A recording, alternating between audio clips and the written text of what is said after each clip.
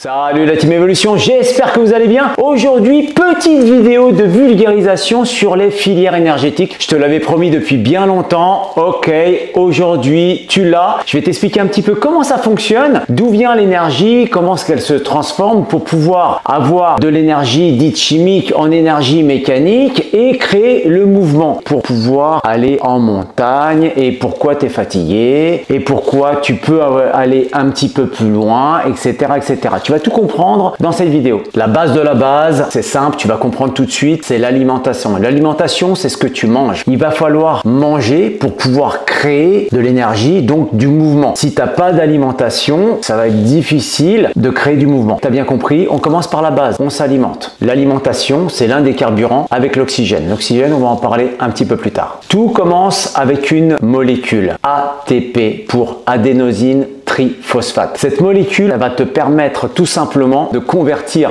l'énergie chimique en énergie mécanique et donc créer une contraction musculaire et le mouvement. Il faut savoir que l'ATP n'est pas stockable dans notre corps. Si jamais notre corps stockerait cette molécule, on serait très lourd, mais vraiment très lourd, pratiquement le double de ta masse. Donc c'est pour ça qu'on fait appel aux filières énergétiques pour pouvoir convertir tout ça en ATP. C'est ce que je vais t'expliquer maintenant. Je vais te faire un petit schéma, tu vas vraiment tout comprendre. Ah, mon prof, quand il m'expliquait ça, c'était vraiment très clair, mais il y a ça 25 ans en arrière. Je vais essayer de te vulgariser ça au maximum pour vraiment que tu comprennes très bien. Première chose à comprendre, bien sûr, c'est ce que je t'ai expliqué tout à l'heure, c'est la part de l'alimentation. L'alimentation, donc tu t'alimentes, ok, donc le corps va faire une transformation et va transformer ton alimentation physique que tu manges en carburant. Donc tu as trois réservoirs pour les trois filières énergétiques. Le premier réservoir, ça va être un réservoir qui a une grande capacité. Je vais te le dessiner comme ça. Donc ce réservoir-là, il s'appelle aérobie.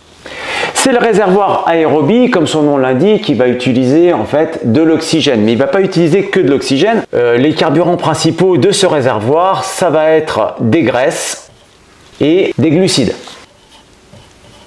Tu t'aperçois que ce réservoir est très grand, mais qu'il a un débit ici qui est relativement petit. Donc ça va être un débit qui va être lent. Ce réservoir, tu vas pouvoir t'en servir, enfin on va pouvoir s'en servir pour créer l'ATP, l'adénosine triphosphate. Ce qui va nous permettre ensuite de transformer tout ça en énergie mécanique, c'est la contraction musculaire, donc le mouvement.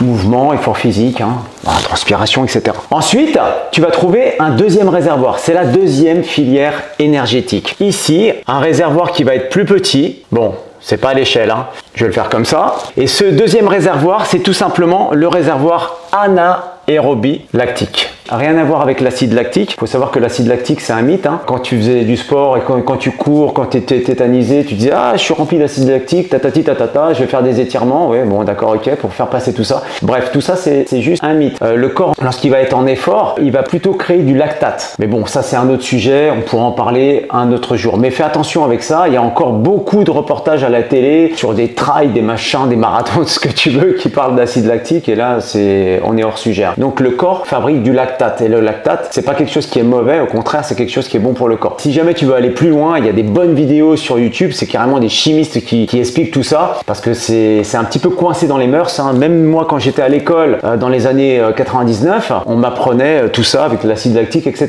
Donc on nous apprend encore actuellement des choses qui sont un peu fausses. Donc, le deuxième réservoir, c'est celui de la anaérobie lactique. Anaérobie, ça veut dire sans oxygène. Alors, c'est pas tout à fait vrai, parce qu'en fait, les trois réservoirs vont communiquer entre eux. Donc ils vont utiliser l'oxygène, mais il s'appelle comme ça. Donc celui-ci, c'est plus une alimentation avec des glucides,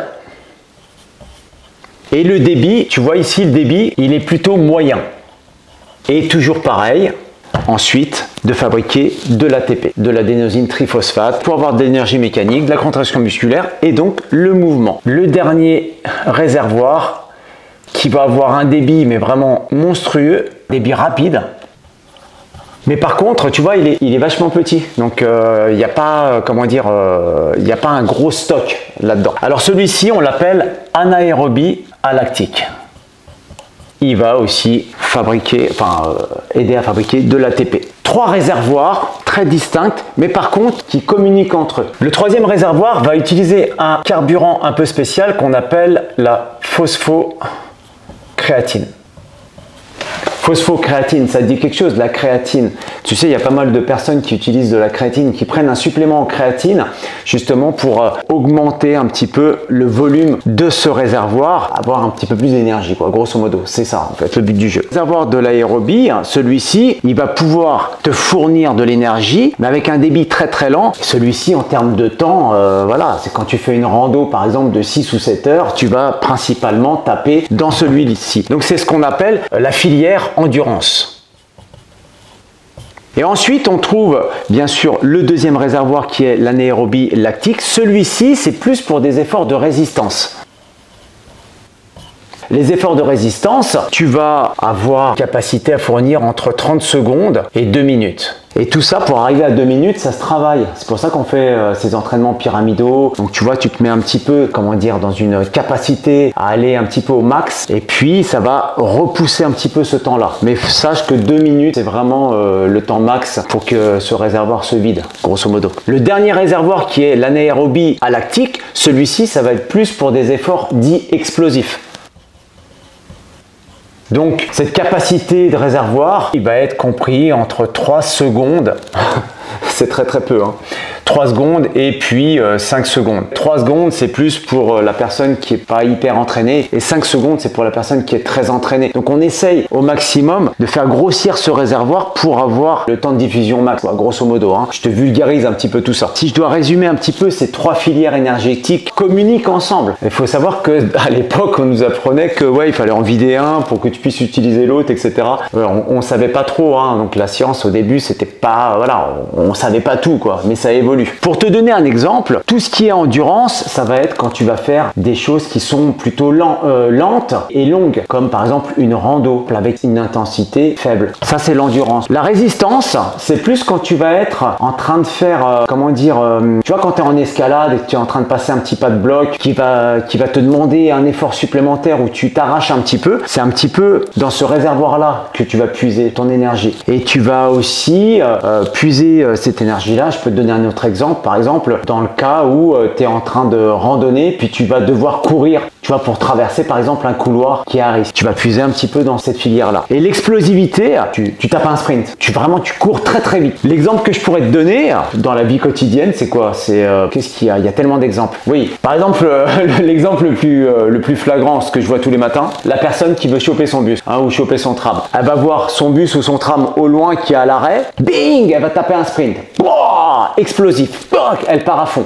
Le problème, c'est qu'elle va avoir 3 secondes, voire 5 secondes max pour pouvoir choper son bus. Malheureusement, elle l'a pas eu.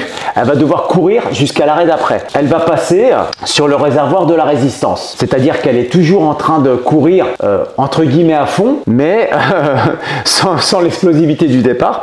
Et donc là, elle est sur le réservoir de la résistance. Le seul problème, c'est qu'elle a que 2 minutes max de capacité. Donc, encore une fois, le temps d'atteindre l'arrêt d'après, bah, elle court, mais le problème, c'est que cette personne-là, elle va s'épuiser. Donc, bing, on bascule sur le réservoir de l'endurance. Et elle va pouvoir courir avec un rythme moindre, mais atteindre l'arrêt d'après et avec un peu de chance avoir son bus. Il y a une chose que je t'ai pas parlé, c'est que bien sûr, lorsque tu vas créer de l'énergie chimique en énergie mécanique, il va se produire une chose que tu réalises lorsque tu vas faire tes exercices, ou lorsque tu vas faire ton footing, ou lorsque tu vas randonner, etc.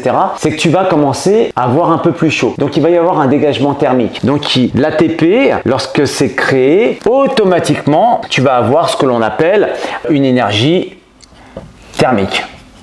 Avec un E ici. Donc cette énergie thermique va tout simplement favoriser l'échauffement musculaire pour que ton muscle soit opérationnel. Donc c'est pas mal, ça t'évite les blessures. Donc bien sûr, bah oui, obligatoirement énergie thermique, donc tu vas avoir une élévation de ta température corporelle. Et puis il y a un autre mécanisme qui va rentrer en jeu, ça va être la transpiration. Tu vas transpirer, pourquoi?